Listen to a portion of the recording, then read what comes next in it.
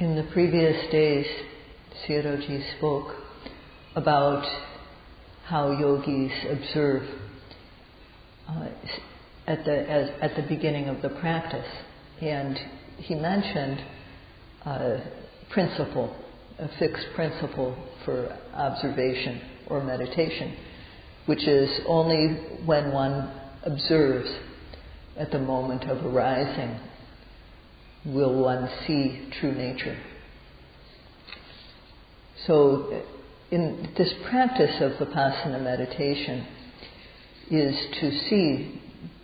to observe the true nature of the mind and matter that exists, that arises in our being. We observe it in order to know it. And through observing, one really comes to see it. So in this saying, only when one observes at the moment of arising, there's the word arising and a moment of arising. So this term arising can be used to mean anything that arises in us. It's it's just one word, but it encompasses a very, very broad category of things. And when we say the moment of arising, that means the present moment, at the very moment, right when it's happening. So in the moment of seeing, to observe at the moment of seeing means while seeing is happening. To observe at the moment of hearing means when hearing happens, right then. At the moment of smelling, right when smelling happens. At the moment of tasting, right when tasting happens. At the moment of touching, when touching happens. The category of touch is very, very broad. Many things can be included in that category. At the moment of knowing, that means when knowing is happening. At the moment of imagining, when imagining is happening.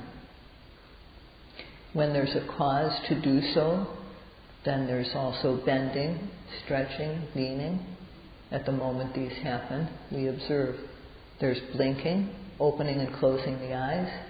All these things are included when we use the word arising, at the moment of arising.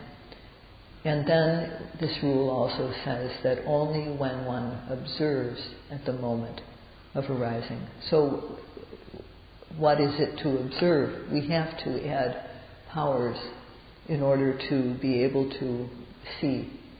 And one of these is ardent effort to observe the object, and the other is accurate aim. These two are the most important, and that's what it means to observe, to apply ardent effort and accurate aim in order to see the object. And one needs to observe without rest, without taking breaks. This is very important. So the work to do is that we need to observe in order to see true nature, the true nature of mind and matter.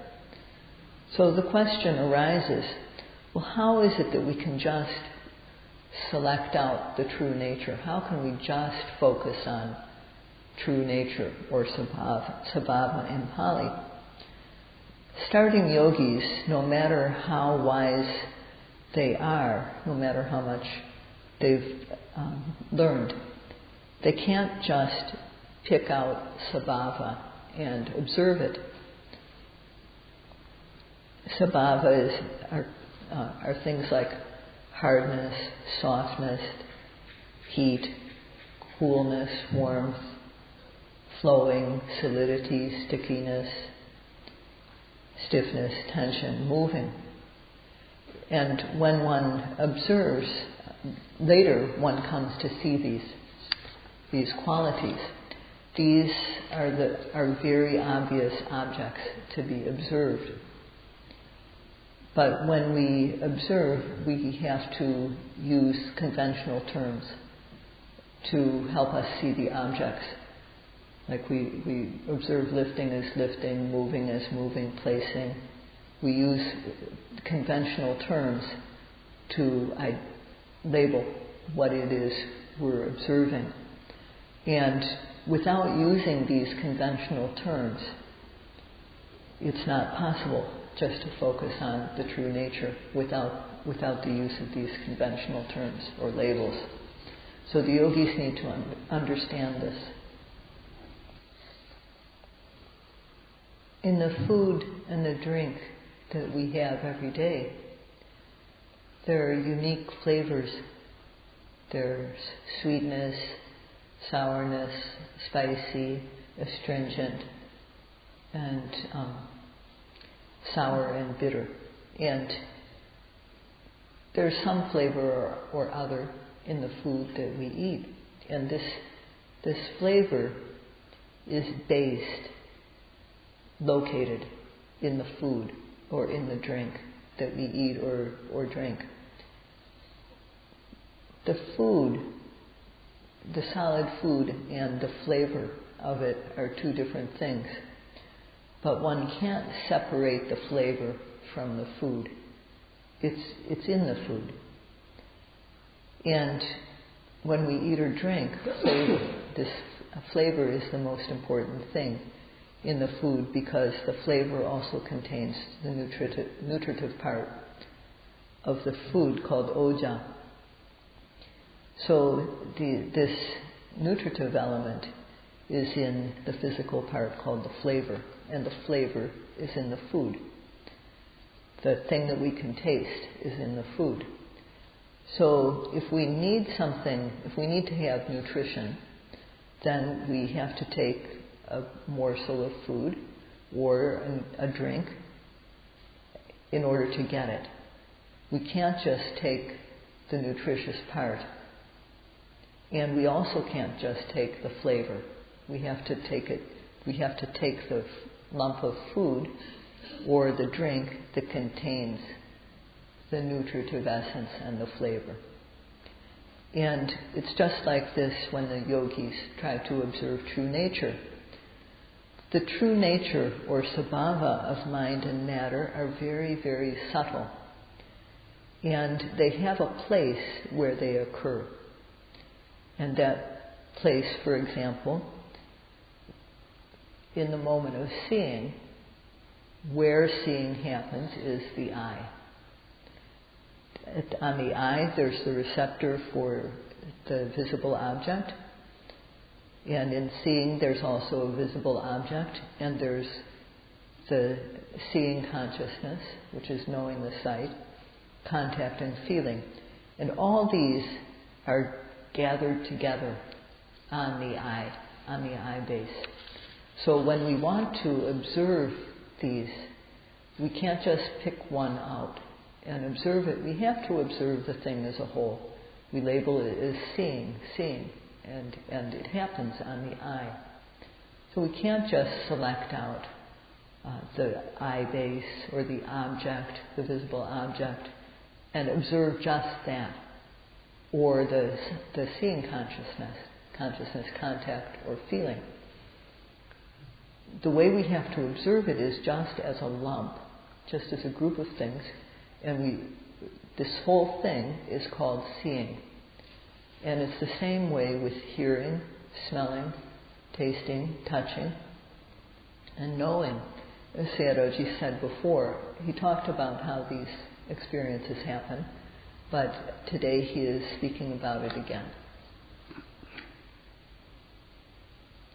In terms of the yogi's vision, what the yogis see or experience, there are three kinds of characteristics or lakkhana. The first is called sabhava lakkhana. The second is called sankhata lakkhana. And the third is called samanya lakkhana. So sabhava, sankhata, samanya. There are these three types of characteristics. And these three characteristics are found in the realm of Dhamma practice. They're part of the vocabulary. And today Sayadaw will explain them one by one.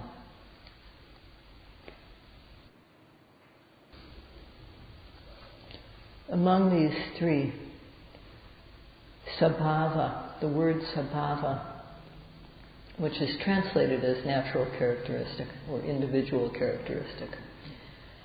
Sabhava is made up of two words in Pali, sa and bhava.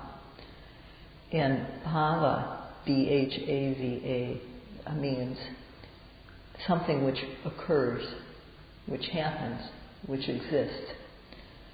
And an example of this is in the body, heat arises. And if one observes with focus, one will know the heat. The heat is really there. It is happening in one's body. It exists in the body. And because of that, it's called bhava. And heat is a characteristic of the element of temperature. It doesn't occur in any other type of matter. It only occurs in what is the physical thing called the element of temperature. So it's distinct. It's unique to this element called tejo dhatu. So the first part of the word sabhava means individual or unique. It is this is the characteristic that only is found in the element of temperature or tejo dhatu. So it is said sakko bhavo sabhavo, that it is its own unique characteristic which is really there. So other elements, for example, there's hardness, softness, coarseness. These qualities are only found in the earth element, patavi dhatu. There's the qualities of flowing or solidity. These things are only found in the element of water or apo dhatu. There's heat, warmth, coolness, lightness. These are only found in the element of temperature. And so also knowing. The mind has the characteristic to know. Other things don't. It's the mind that knows. So the mind knowing is the sabhava of the mind. And then there's contact, the experience of coming into contact. That's the characteristic of the mind state called phassa. It has the characteristic to contact. And Vedana, feeling. It has the characteristic of feeling. So each of these mental and physical things have their own characteristic. And these characteristics are called sabhava, which can be called individual characteristic or unique characteristic. In the stream of one's existence, the mind and matter, the true nature of mind and matter which occurs within us, they don't occur without a cause. They have a cause. They're not created by a supreme being. There's a reasonable cause, a suitable cause for them to occur. And the example that Sayadaw gave is that when the speaker is speaking, they're making sounds. And it's because two hard elements are coming into contact within the body. Without any hardness in the body, it won't be possible for sounds to be created. And when two hard things touch, then sound is created. And the reason for the sound to come to be when a person speaks is that the mind is causing the sound to be made. So, in this same way, mind and matter, they all have their own causes. They come into being due to causes, due to relevant causes, and because of that they are called sankata. They are compounded. Sankata means compound in English, but the two parts of it, one is san and kata. So it means, kata means that it is put together, and san means due to its relevant causes. But to use one word, you would say compounded. So things that are compounded, they arise one moment, they're there briefly, and then they pass away. They're marked by these three stages in their existence of the arising, the brief duration, and then the falling apart. And in Pali these are called upada, or arising, titi, which is the momentary existence, and bhanga, which is the dissolution. So all mind and matter are characterized by these three moments in their existence. They arise, exist a brief moment, and then pass away. And the way they are characterized by these three moments is called sankata lakkhana. That is called, in English you would say, compound characteristic. All mind and matter has the characteristic of having a beginning, middle, and an end. Mind and matter, which are sankata, compound, coming together due to causes, they arise, they age a moment, and then they pass away. And an example of how this happens is that when we put our attention on the abdomen begins to rise. And the rising of the abdomen has the true nature, or the quality, of stiffness. And the fact that it begins, that's one moment in time in the existence of the rising, or in the existence of the stiffness. It arises, it's there, and it goes away. It arises, is there, and goes away. And the falling is the same, that it has a beginning, comes into being, then it's there a moment, and then it passes away. Same with heat. It arises, it's there a moment, it passes away. Or the lifting, it arises, it's there a moment, and then it passes away. So this characteristic of arising, having a brief duration and then passing away, is called sankata lakkhana, or compound characteristic. And there is no need to observe it, because it is just an aspect of true nature.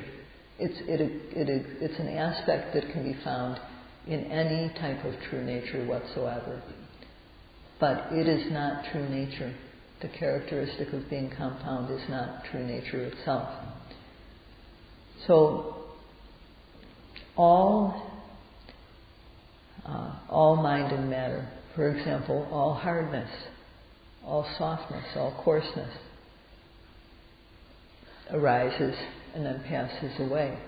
All solidity, all flowing things, all sticky things, they arise and pass away. All seeing, hearing, smelling, tasting, touching, They come into being and then they don't stay that way. They pass away. So they are all the same in having this, in behaving like this. They arise and then they don't stay that way, they pass away. And because they all have this characteristic is called samanya lakkhana. Something that arises and then passes away, it's as though it is born and then dies immediately. So how can it be called good? Nothing that is born and then dies immediately can be called good. So it is called dukkha. It is not satisfactory. And this aspect of mind and matter which arises, that it arises and then passes away, it is not good because of this. It also cannot be prevented. One can't prevent mind and matter once it's arisen from falling apart. One can't prevent it from arising. If the causes are there for it to arise, it will arise. When the causes are no longer there, it will fall apart. So it's simply an empty process that has no self. There's no self to be found in it. And therefore it is called anatta, without an inherent self. So all mind and matter, both within us, in other people, in the world around us, all mind and matter which arise is the same in having these characteristics of being impermanent, unsatisfactory, and without a self. And therefore these are called common characteristics, or samanya lakkhana.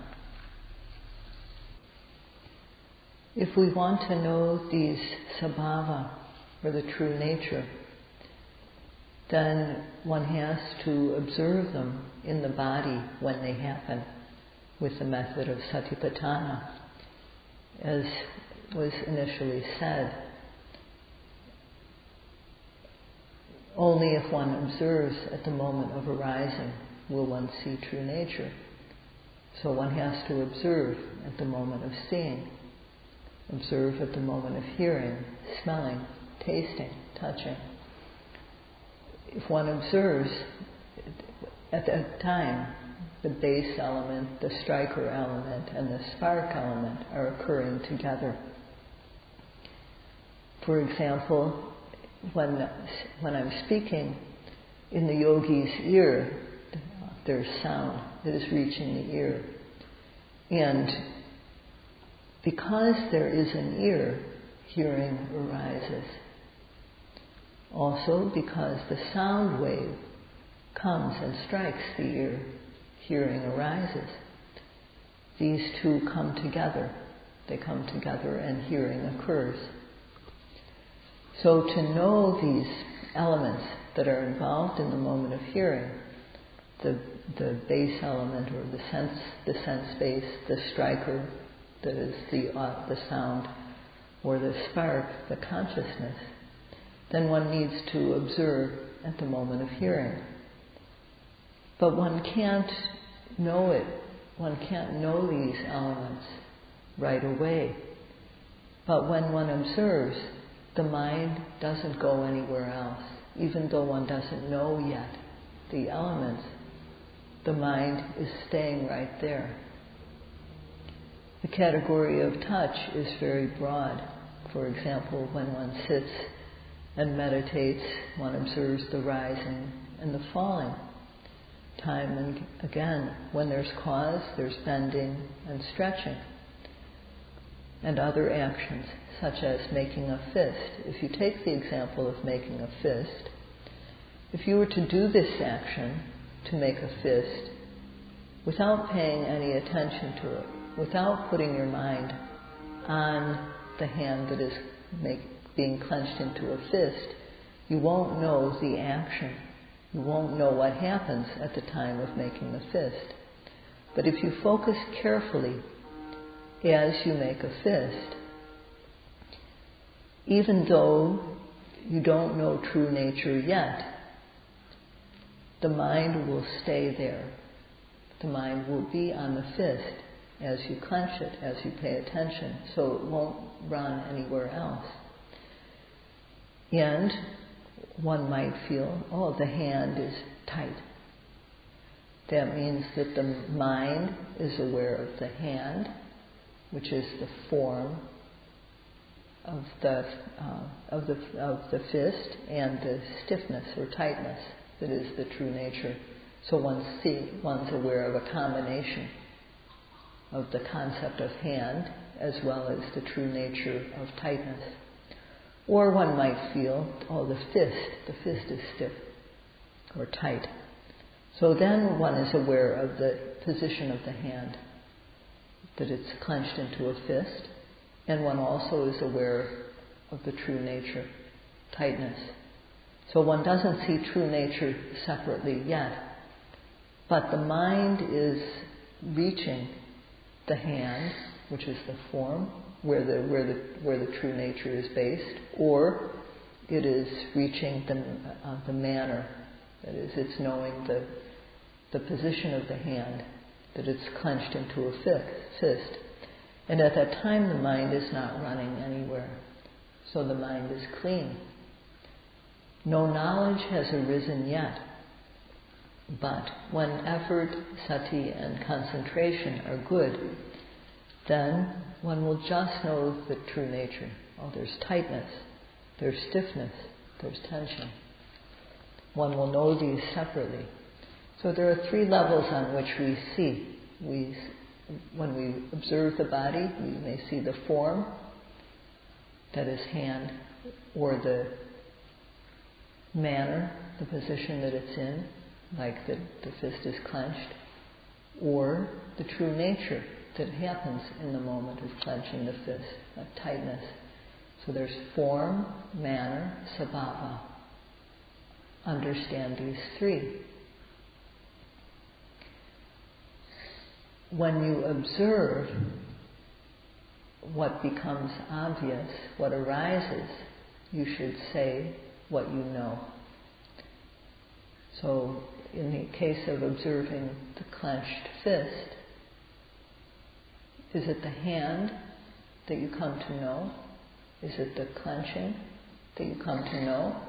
Or the qualities of tightness, tension, stiffness, which are true nature?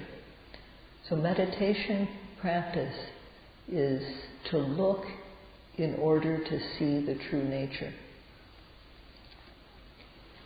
In one's body, every action that arises, every true nature that arises, they don't arise because we create them. They arise due to causes. When something arises,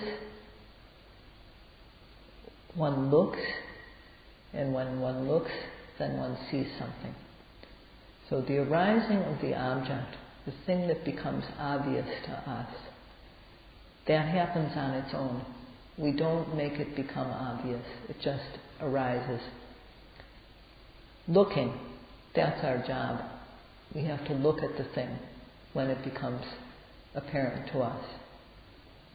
If one looks with focus, one will see. So if one wants to know about the rising and the falling, then one needs to put one's attention at the abdomen. One needs to be ready.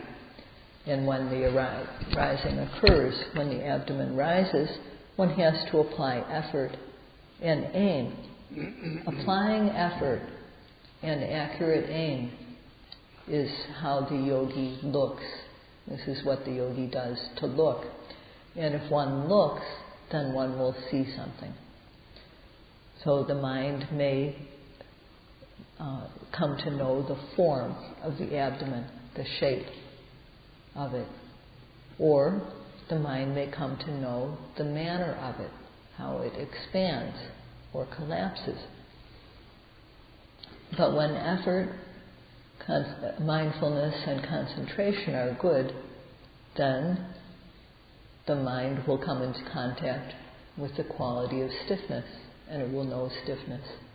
The mind will come in contact with the quality of tension, and know tension.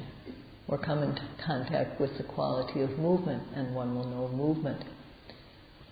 So when one is not able to say what one sees, when one observes the rising and the falling, it's obvious that one isn't looking properly. So one has to observe so as to see. So one has to apply effort and aiming. The arising of the object, looking at it and coming to know something or seeing. The arising of the object is not something we can control. It just happens. Looking is very, very important for us. We have to look at what arises. When we look, we'll see.